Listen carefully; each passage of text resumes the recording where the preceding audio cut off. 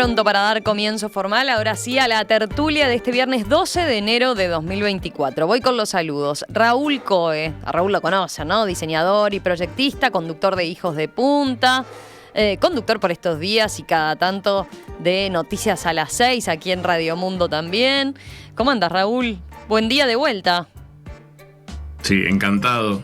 El madrugón de la semana se termina hoy. Hoy fue nuestro último Noticias a las 6 con música a las 6. Pero la llevas bien el madrugón, ¿no? Me levanto a las 4 y te cambio un poquito las dinámicas. Pero ustedes están acostumbrados a madrugón, no les voy a contar a ustedes. Yo te veo te escucho muy despierto a las 6, así que me imagino por lo menos una siestita ahí en el medio, reponedora, y después para arrancar al otro día con todo de vuelta, ¿eh?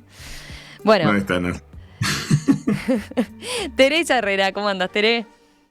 Buen día a la audiencia. Es como siempre un gusto estar acá. Ya estuvimos conversando un poquito con los compañeros de mesa, así que, y contigo, Romy, así que bárbaro. Dispuesta a tertuliar. Bueno, perfecto. Juan Grompone, el locatario de los viernes. ¿Cómo andas, Juan? ¿Todo bien? Sí, buen día para todos. Y sumamos a Javier Massa, licenciado en filosofía, ustedes lo conocen también. Javier ha participado varias veces en la mesa de filósofos, por ejemplo. No me acuerdo si en otras tertulias. Sí, creo que sí, ¿no? En alguna tertulia de viernes también. Sí, me ha tocado. Me ha tocado en alguna tertulia de viernes también. Reincidente. Creo que con Juan y Raúl tenemos algunos cruces. Tenés razón. El año pasado, totalmente. Bueno, vamos al primer tema que tenemos para discutir hoy. ¿Hay descrédito en la política y en la democracia como forma de gobierno?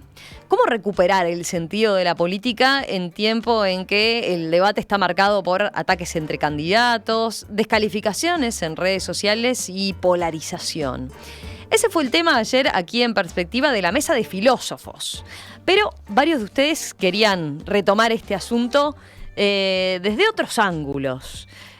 Fue muy interesante, recomendación para los oyentes si no la escucharon, que la escuchen, por ejemplo, mañana. Pero también ustedes tenían aportes para hacer, cosas para sumarle. Sobre todo Raúl y Juan creo que estaban particularmente interesados en retomar este tema. Así que los escucho. ¿Querés arrancar vos, Raúl? ¿Cómo no? Me encantaría, por supuesto.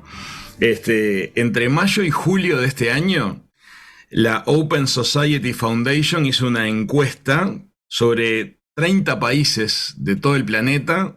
36.000 personas contestaron al respecto y los resultados sorprendieron mucho. La democracia sigue siendo muy popular en todas regiones del mundo. El 86% de los encuestados o afirma o preferiría vivir bajo un sistema democrático. Y el 62% piensa que la democracia es la mejor forma de gobierno posible. Entonces, esos resultados uno diría, ok, es todo esperable. Altos niveles de aceptación y de deseabilidad para las democracias. Pero ahora bien, cuando se desagregan los datos de la encuesta por edades, aparecen las sorpresas. Los más escépticos acerca de las democracias es el segmento más joven, que está entre los 18 y los 35 años. En ese segmento, los jovencitos, el 42% dijo que un régimen militar es una buena forma de gobernar un país. Y un 35% dijo que la clave de un buen gobierno es un líder fuerte que prescinda de las elecciones y de los parlamentos. A mí eso me despertó todas las alarmas habidas y por haber, porque ahí está el futuro. Resulta ser que en ese segmento es donde tenemos el máximo del descreimiento. Entonces, lo pongo sobre la mesa y en sucesivas participaciones vamos sacándole, digamos, alguna punta a esos datos. ¿Qué opinan de que haya dado así esta encuesta en 30 países del mundo entero? Qué desafío para cómo hacer que los jóvenes crean en la democracia, tengan interés en la democracia. Pero Juan, a ver, voy contigo. que eras otro de los que estaba A interesado. mí, a mí no me extraña nada estos resultados. Yo creo que la democracia ha entrado en crisis y tengo una teoría, pero capaz que si me animo, la diré en una segunda intervención. Capaz que si me animo, me Pero dejaste sí, intrigada. sí, sí, porque es una teoría peligrosa. Bueno, la democracia moderna creo que nació con la Constitución de Estados Unidos, ¿no? Creo que tenemos exactamente todo de acuerdo. Y en ese momento solamente eran electores los hombres propietarios mayores de 21 años. Eso es lo que decía la Constitución de Jefferson. Y también en el Uruguay fue así. La Constitución del Uruguay del año 30 también era así, de 1830. Bueno, con la evolución de la sociedad capitalista se expandió el cuerpo electoral hasta llegar a lo que es hoy una especie de cuerpo universal para los mayores, digamos, de 18 años. Entonces, esta expansión tuvo cambios en la democracia. Y el primer cambio que ocurrió es que cambiaron las maneras de cómo se comunican los políticos con sus electores.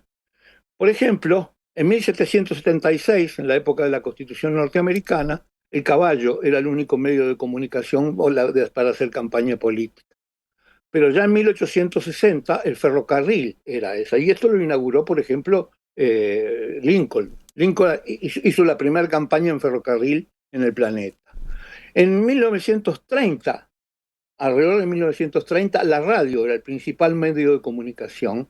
Por ejemplo, las campañas de Roosevelt eran por radio. Y en 1960 entró la televisión. Es decir, la primera campaña de televisión fue la de Kennedy, ¿no? Bueno, en el momento actual, Internet y las computadoras son los principales medios de difusión, y esto es, francamente, desde la campaña de 2015, la recordada campaña en que ganó Trump, ¿no? Bueno, ¿cómo es la comunicación del político con su electorado? Los candidatos se venden y se eligen igual que el jabón o las galletitas. Es decir, es un problema de publicidad. Es un problema, lo que se consigue es, estoy vendiendo jabón, estoy vendiendo un candidato, estoy vendiendo un diputado, estoy vendiendo un juez. Es decir, eso es lo que pasa a hacer. Y ese es un gran deterioro a la idea de la democracia de Jefferson. Y la política está cada vez más lejos de la gente. Los políticos son cada vez más falsos porque tienen que hacer una construcción para comunicarse con su público, y en realidad en general está muy, muy llena de falsedades. Y lo que sucede es que los jóvenes actuales ya ven cada vez más la gran falsedad que hay en todo este mecanismo. Mm, Interesante ese punto o esa explicación que le encuentra Juan, ¿no? No, todavía no viene mi explicación. Bueno, está bien. Esto es con observaciones. Observaciones. Diagnóstico, puro diagnóstico. Ayer era un tema que aparecía, ¿no? En la mesa de filósofos. ¿Por qué me tengo que ocupar de las cuestiones políticas, ¿no? Esa pregunta estaba planteada, por ejemplo. ¿Por qué sería relevante? ¿Y de qué manera incide también, por otro lado, la fragmentación actual que tenemos en ponernos de acuerdo en qué es la política y qué es ese lugar común por el bien de todos, ¿no? Pero a ver, los sigo escuchando, por lo menos en esta primera pasada. Javier, ¿vamos contigo? Bien. En principio coincido mucho con el raconto de Juan y la recorrida, y con esa punta de que quizás en las formas de comunicación haya una clave importante para esto, ¿no? Y también coincido con Raúl en esto de que es cierto que es un llamador, que es una alerta, ¿no? El dato de la encuesta me parece interesante. Yo, cuando estaba pensando sobre el tema, tengo que advertir que ayer me perdí la mesa de mis colegas, así que quizás acá, si soy repetitivo, es por deformación profesional. Así que vaya el aviso. Me quedé pensando acerca de si puede darse el debate sobre la mejor forma de gobierno separado de las circunstancias en las que se tiene que gobernar. Si se puede dar el debate en términos ideales separado de digamos, del terreno real en el cual se tiene que implementar esa forma de gobierno. Yo creo que ese debate es un debate bastante antiguo en la filosofía política, lo encontramos en Platón primero, ¿no? En la República, y después Aristóteles lo va a retomar con marcadas diferencias en las respuestas, ¿no? O sea, pero a mí, como suelo decir, me gusta retomar las preguntas, y esa pregunta era un poco la que me gustaba traer hoy acá a la tertulia, es decir, ¿podemos pensar que una forma de gobierno es necesariamente mejor o peor separada de la realidad en donde toca implementar esa forma de gobierno? Podemos decir que efectivamente existe una, sea la democracia, sea la oligarquía, sea la monarquía o sea el totalitarismo, como la mejor forma de gobierno, la podríamos calificar de tal.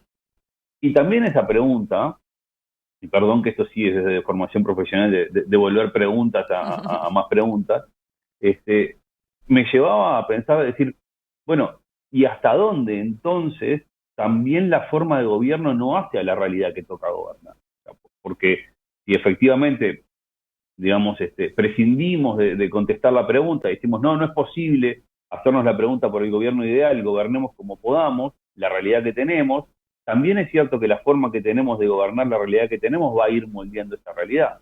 Entonces, este dilema de hasta dónde las formas de gobernar pueden discernirse en abstracto o no, y hasta dónde la realidad va permeando esas formas de gobierno, creo que es un debate interesante para plantearse hoy, sobre todo por este nuevo desafío en términos de comunicación y también en términos, si se quiere, como económico-culturales. Estamos poniendo el piecito en el agua de lo que yo creo que será un cambio radical en muchos sentidos, en términos de economía, de comunicación, de generación de contenidos, que es el advenimiento de la economía de datos y de la inteligencia artificial completamente desbocada, ¿no? O sea, ya 2024 está anunciado como el año de la inteligencia artificial de diversos costados del planeta, y eso promete cambiar muchísimo. ¿Será que cambia? ¿Será que no cambia? Y se queda solo en la promesa.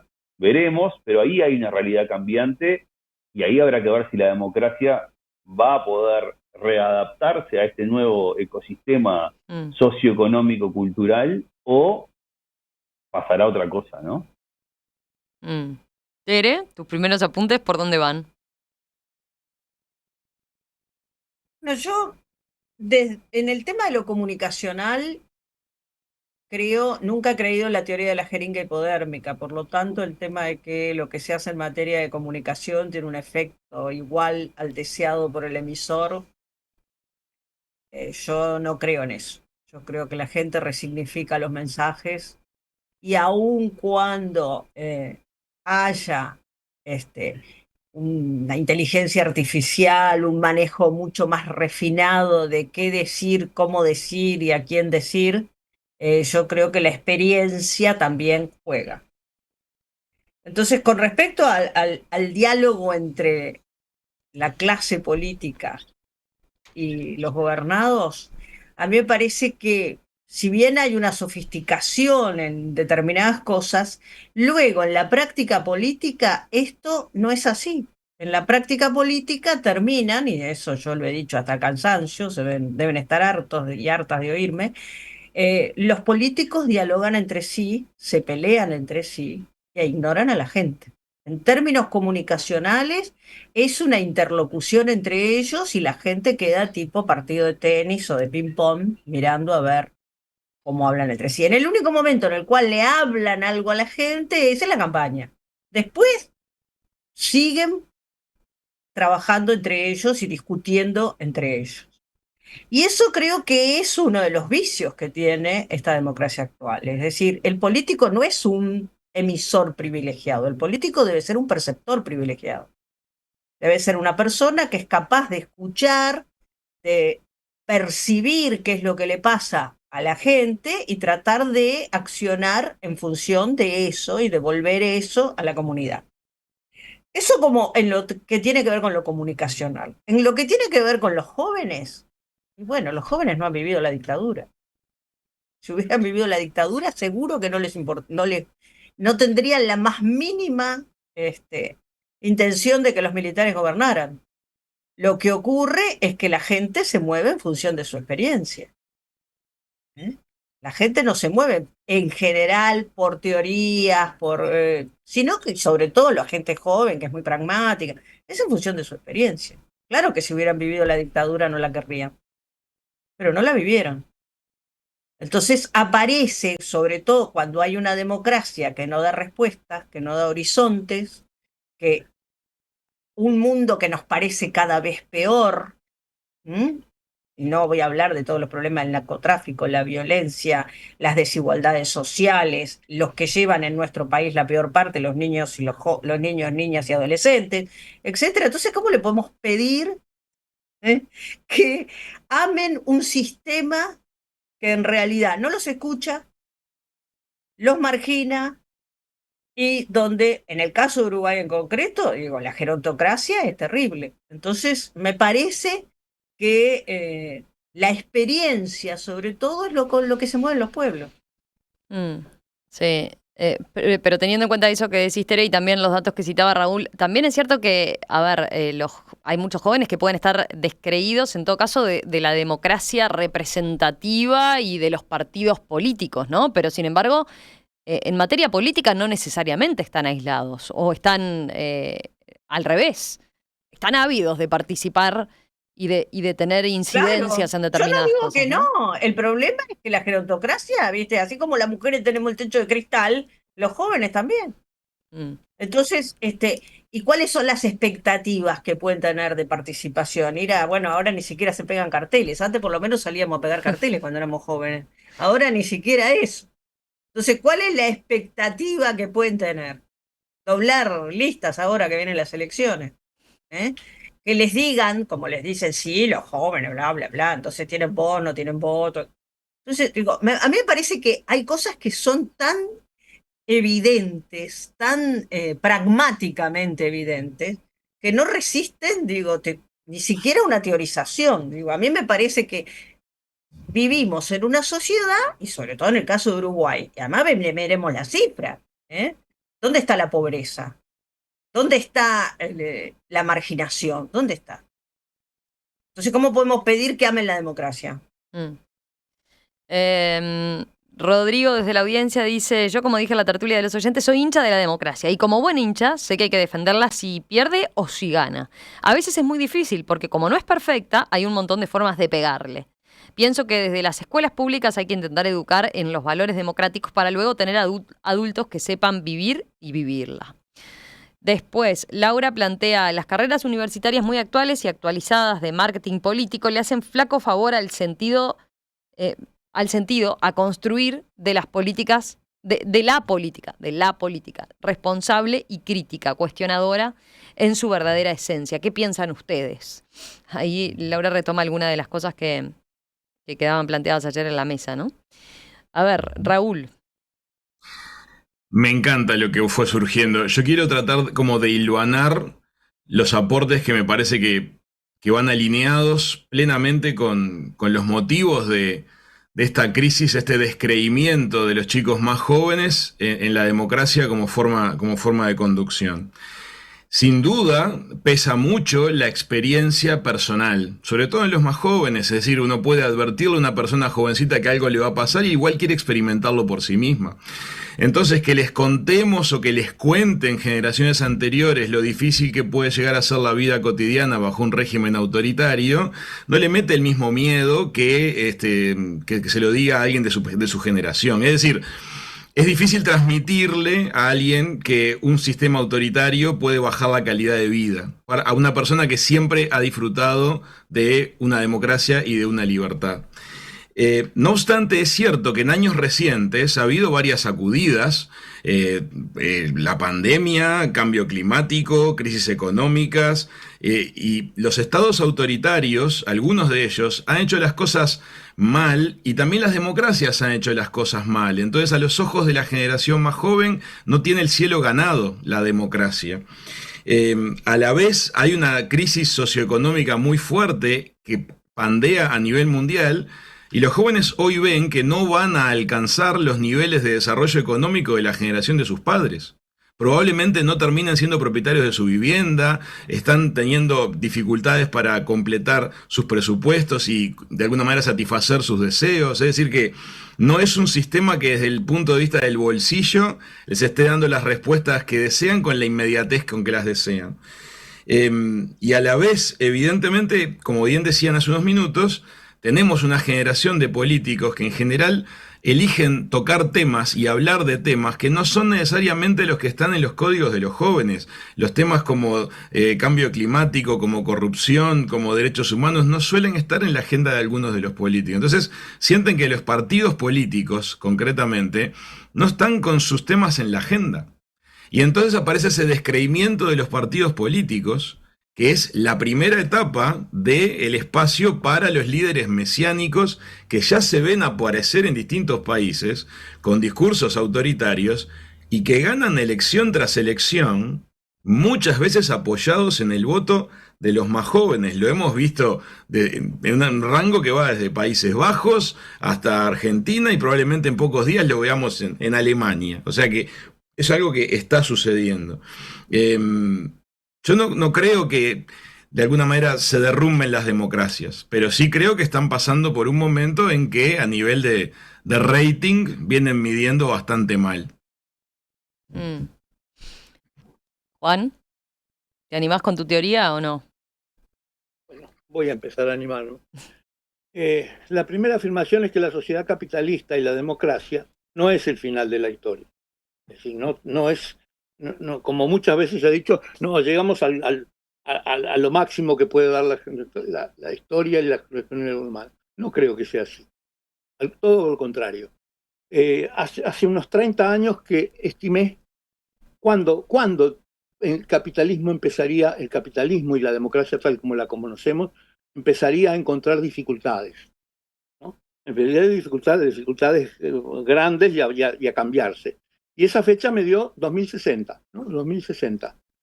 Que en 2060 el capitalismo habrá más o menos dominado todo el planeta, cosa que hoy no pasa, y entonces eso tiene que provocar un cambio en calidad necesariamente. Y entonces esa nueva sociedad que tendría que construirse para postcapitalista, cuando el capitalismo sea universal, requiere cosas muy distintas. Y yo creo que si miramos las fechas, la generación que estamos diciendo que no le importa la democracia es la penúltima generación antes de esa fecha, ¿no? Es decir, como que esa generación se está dando cuenta de que esto empieza a caminar mal. Esto está caminando mal. Es decir, esta idea de la democracia de Jefferson, esta idea de la libertad de mercado, esta idea de esas cosas, tiene su fin, su fecha de caducidad. Y esa fecha de caducidad ya la ven cerca, ¿no? Y que en definitiva estoy diciendo, estos jóvenes descreídos son la penúltima generación. La próxima generación van a ser totalmente descreídos y van a querer cambiar el mundo. A ver, ¿qué les parece a ustedes? Interesantísimo. Yo creo que esto tenía, creo que un apunte que va un poco en complemento al aporte de Juan, ¿no? Porque me quedé pensando en el tema de los medios de comunicación, el cambio en las formas de comunicar, ¿no?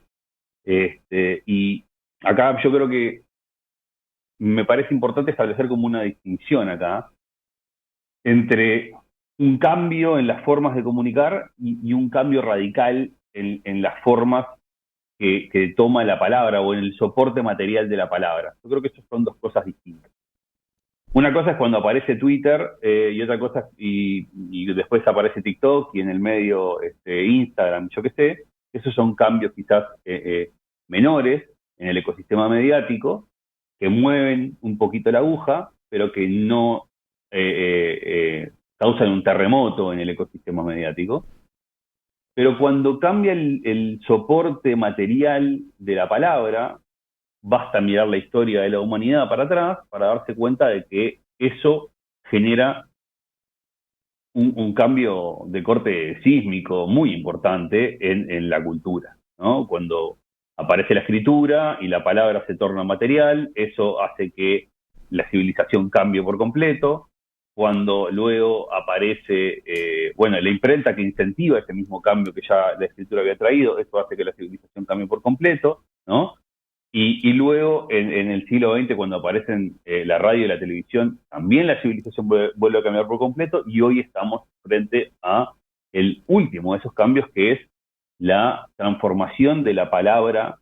El sustrato último de la palabra hoy son números, y eso hace que las ideas sean calculables y que las ideas sean justamente matematizables, lo cual es algo que hasta ahora no habíamos experimentado en esta proporción, ¿no? Entonces,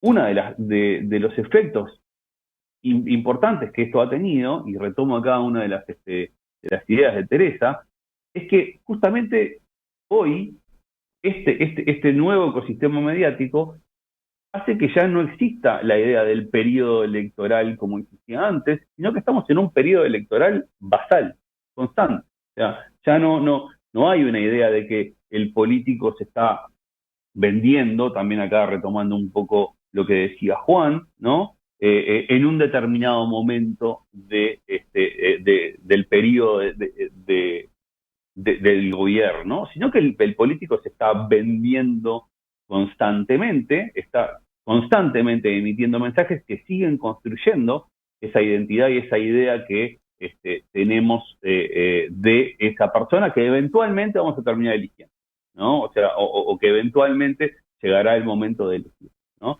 Pero hoy vivimos en un periodo electoral constante y basta observar lo que sucede en nuestro país o en otros países, ¿no? Donde estamos permanentemente en esa construcción.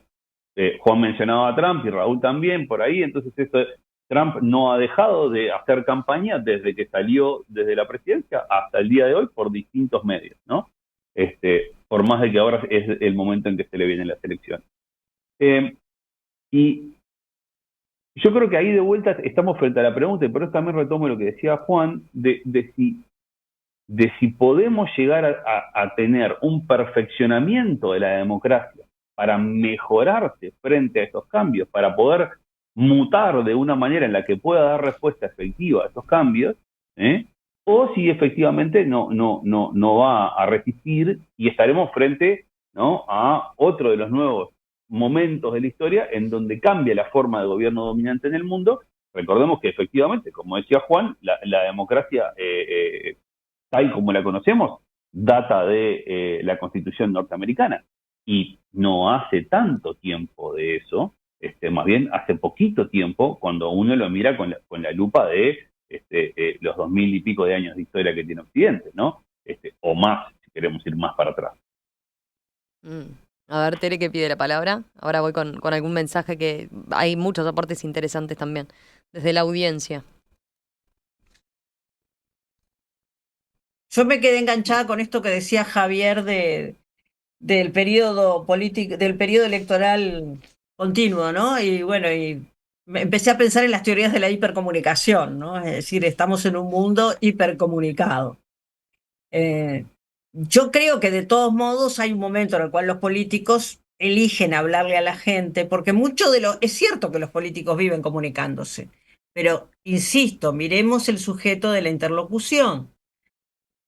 Hay muchos políticos, a la gran mayoría, que si analizamos sus Twitter están dirigidos al oponente político, no están dirigidos a las personas, ¿no? Por poner un ejemplo, digo, del máximo lugar donde ahora, digo, los políticos se comunican, ¿no? Antes Twitter, ahora X, es cierto, pero bueno.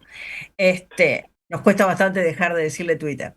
Entonces, en realidad, yo creo que el sujeto de la interlocución del político, hay un momento en el cual muta, cuando está cerca de la campaña, muta. Pero incluso tú ponías el ejemplo de Trump, Javier, y Trump, si analizamos su discurso, la mayoría de las veces está dirigido a la oposición demócrata. No es hablarle a la gente para decirle que, bueno, interlocuto contigo, me estás planteando esta necesidad, tengo tal proyecto, quiero hacer tal cosa. No, lo que hace es pelearse con los demócratas, nada más. Entonces, y a mí me parece que ahí está uno de los problemas graves de la democracia actual, ¿tá? La falta de preocupación por la gente.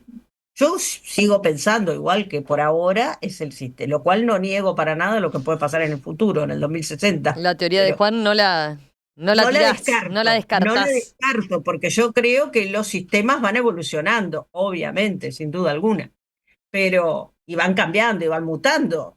El mismo Juan decía, bueno, la democracia de hoy tampoco es la que se creó a partir de, ¿no? Digo, ahora las mujeres votamos, ¿viste? La gente más joven vota, no hace falta ser propietario para votar, más allá de las diferencias sociales y todo lo demás que ya conocen. Entonces creo que, me parece que ese cambio que se está dando, que no, a ver, lo que yo quisiera, a ver si logro decir, cuando hablan de que el político se vende, el político se está vendiendo, yo no creo que los políticos se puedan vender como un jabón, insisto, creo que la experiencia de la gente también influye. Lo cual no quiere decir negar tipos como Trump, pero ojo, yo, si se acuerdan, cuando estábamos en la campaña electoral donde ganó Trump, yo discutía mucho con Gerardo Caetano, que compartíamos la mesa en aquel momento, y yo decía que a mí no me parecía imposible que ganara Trump, y él decía que era imposible. Bueno, no me parecía imposible, ¿por qué? Porque conozco el corazón de Estados Unidos. Estuve en Georgia, estuve acá, estuve allá.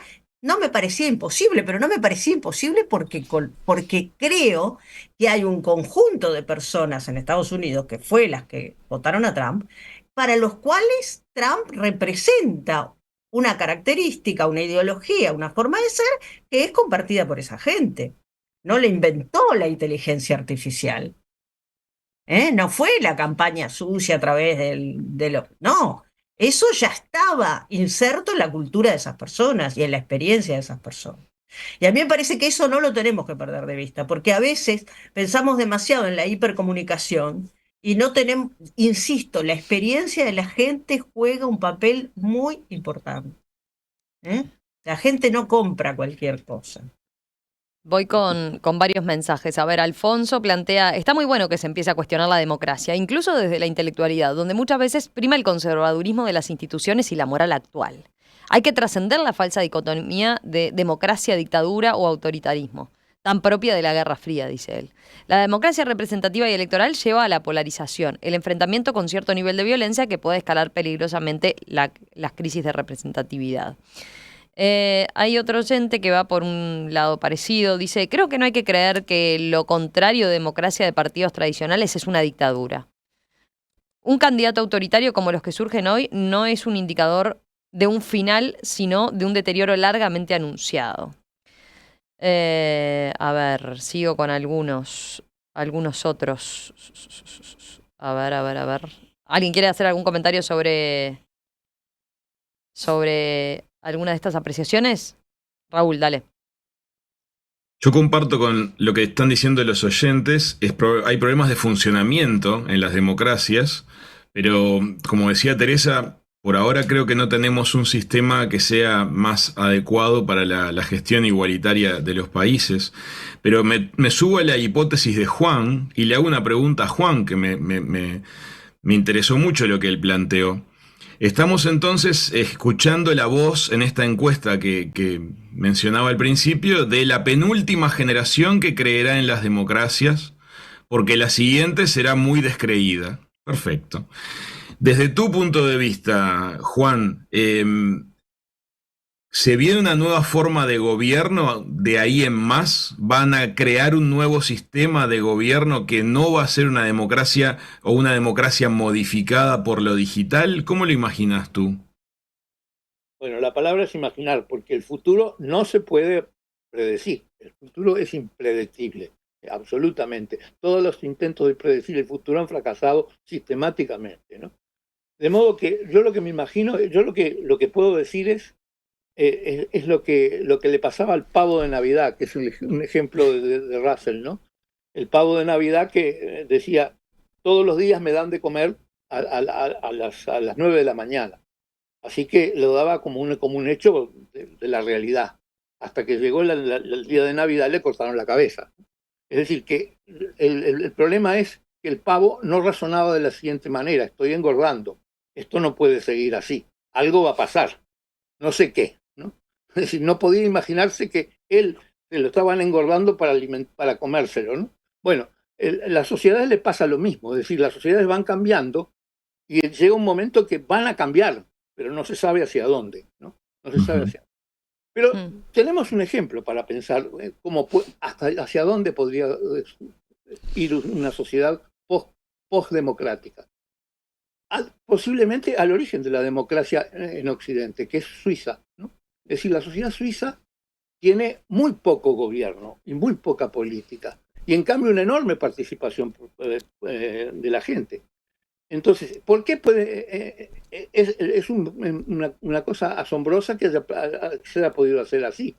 Pero ¿Cómo no funciona, Juan? Perdón que te interrumpa. ¿Qué características tiene ese caso? Bueno, el hecho de que las grandes decisiones las toma la gente por voto directo, ¿no? Es decir, Ajá. eso, que es un disparate desde el punto de vista de papel y votar en una votación, no lo es en un mundo electrónico, donde se podría hacer una consulta de hoy para mañana y resolver mañana, tener mañana el resultado de qué opina la gente. Sí, Es decir, se podría imaginar un mundo en que no fuera necesaria la política, tal como la entendemos, y que la gente estuviera sometida permanentemente, diariamente, semanalmente a consulta, ¿no? Y la consulta ocurriría así. Es decir, eso es todo lo que me puedo imaginar sobre qué podría hacerse en el futuro. Es interesante eso. Mira, hay oyentes que plantean de que capaz que estamos teniendo una visión muy negativa de lo que puede venirse. Andrés dice, yo no le tengo miedo a los cambios. La historia tiene un camino definido, que es la mejora de las condiciones sociales, el reconocimiento de los derechos humanos y a la libertad. No hay eras en que estos factores sean peores que el anterior. Cuesta revoluciones, dolor, guerras, porque las fuerzas reaccionarias siempre se resistieron y se resisten, pero el resultado macro es siempre el mismo. Comparto plenamente esa mirada de ese oyente, ¿eh? Yo creo que la tendencia del humano hacia la libertad es un deseo inquebrantable y que está presente en todas las generaciones, siempre lo ha estado. Ese esbozo de democracia directa digital que plantea Juan, hay gente que lo ha manejado y es bien interesante también. Me encantó el aporte. Ahí yo creo que coincido en esto, pero es interesante como yo creo que que hayamos llegado acá en la discusión, porque creo que da muestra de que de diversas maneras, en realidad, venimos discutiendo más la crisis de la representatividad que la crisis de la democracia. Creo que desde diversos lugares, cada uno de nosotros ha ido diciendo que lo que se encuentra en crisis es la democracia representativa, y si peinamos un poco el debate, nos vamos a dar cuenta de que en realidad estamos diciendo de que que la mayor parte de la crisis está en la parte de la representatividad, y no hemos cuestionado tanto la idea de la democracia, sino que hemos cuestionado mucho la capacidad de la clase política y del sistema actual de poder ser efectivamente representativo, ¿no?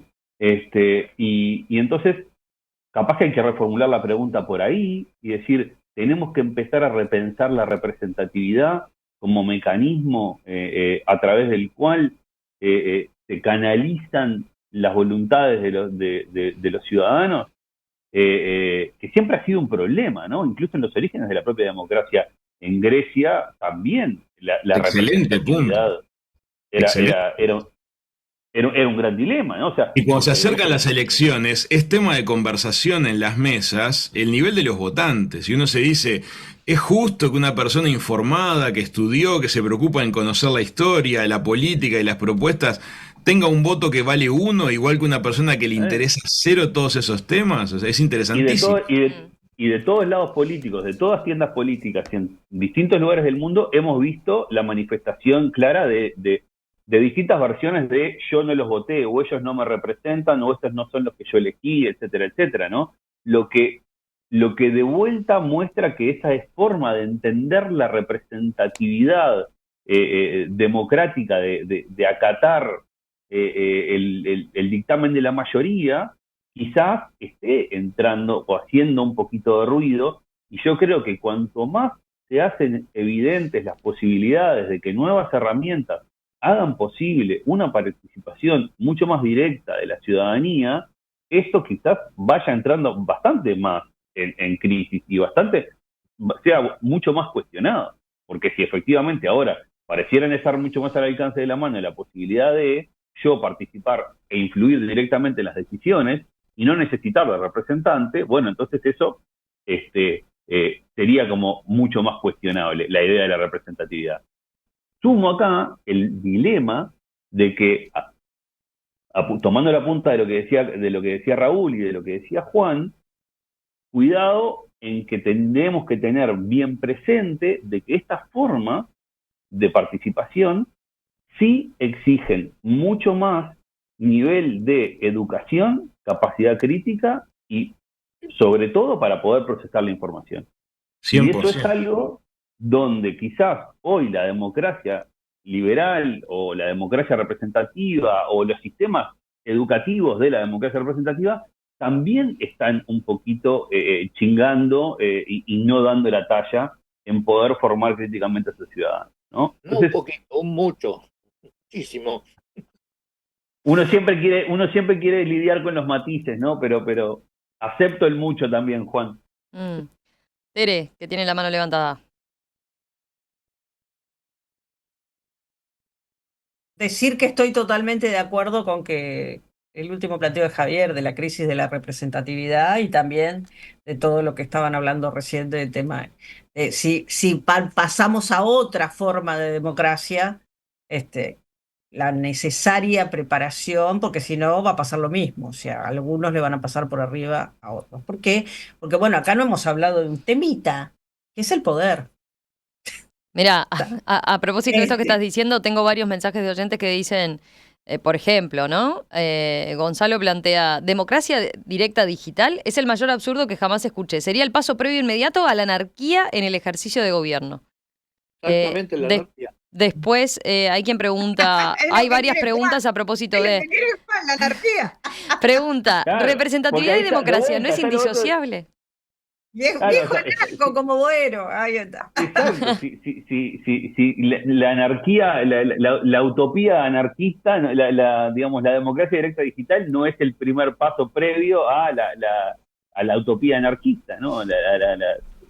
Yo creo que dudo que ahí tengamos niveles de felicidad muy altos, porque cada vez que se ha visto en tiempos antiguos y en tiempos cercanos que de alguna manera las libertades quedan absolutamente fuera de control, termina siendo un predominio de los más fuertes. Pasó en la primavera árabe, por ejemplo. Parecía que se venía un mundo mejor y resulta ser que se quedaron con el poder los más violentos, los más bravucones, los más dispuestos a todo. Pero no pasa ahora en la crisis de las democracias. El problema de la corrupción tiene que ver con eso, tiene que ver con el tema de que los que están en el poder quieren el poder a toda costa. Digo, a ver, no conozco nada más complicado, insisto, no conozco nada mejor, pero reconozcamos que los partidos políticos son una preciosa máquina de picar carne. Sí, pero lo sigo prefiriendo. Bueno, ahí vas a lo personal. Está bien. No, digo, sí, pero no. a ver, digo, no conozco, yo sigo prefiriendo la democracia también, por supuesto, no tengo ninguna duda. Pero eso no quiere decir que no pueda mirar con ojo crítico cómo funciona todo el tema del esquema de poder y cómo los partidos políticos han terminado siendo realmente una máquina de picar carne. Sí, acá y en todos los países. Vuelvo sobre la pregunta del inicio. Cuidado con pensar de que un cambio de sistema nos pueda llevar a un sistema perfecto. O sea, porque en realidad... Nunca. Claro, por eso... La utopía, la distopía es la utopía contado del lado de los esclavos de la utopía, ¿no? O sea, sí, claro, la distopía siempre, la utopía siempre es una distopía para otro, ¿no? Entonces, claro, lo que yo digo es que no podemos ignorar el tema del poder. De ninguna manera. Ya venimos enseguida con otro tema. No sé si los enganchará tanto como este. A ver, después me cuentan.